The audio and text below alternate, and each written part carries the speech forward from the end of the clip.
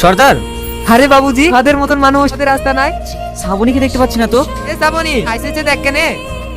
কিরে বাবু, তুই আমাদের গরিবের রাস্তা নাই? আমার নাম শাহিন, তুমি আমাকে শাহিন বলে ডাকবে। তুই শাহিন বাবু কি মনে করে? সেই দিনকার পর থেকে আমার শুধু তোমার কথাই মনে পড়ছে। তুই কি বলছিস শাহিন? চোখের দিকে তাকিয়ে দেখো, চোখ সারাক্ষণ তোমাকেই খুঁজছে। আমি তোমাকে ভীষণ ভালোবেসে ফেলেছি। ভালোবাসতে তো আমারও ইচ্ছে করে। আমরা সহতল আছি বটে, আমাদের ভালোবাসতে নেই। হে রাকেশ, তুই তো শ্রাবণীকে অনেক ভালোবাসিস। শ্রাবণীর জন্য রাজপুত্র চলে আসাছে। তুই থাম, এই ব্যবস্থা আমি করছি।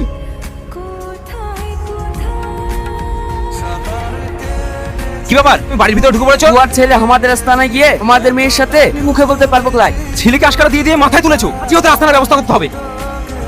শাহিন বাবু, তোমার ঘর ফিরে যা। তোর আবার জানতে পারলে আমাদের এখানে থাকতে দেবে ক্লাই। তুই এখানে কেন?